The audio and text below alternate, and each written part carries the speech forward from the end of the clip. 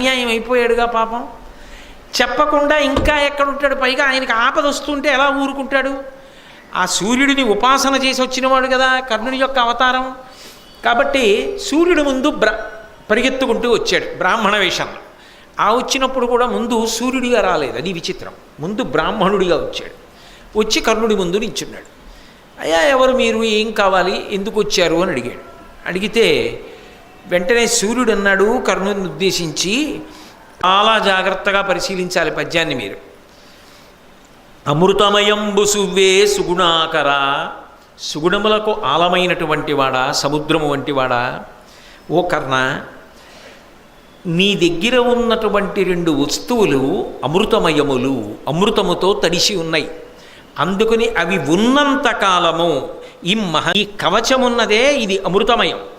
నీకున్న కుండలములున్నాయే అమృతమయములు.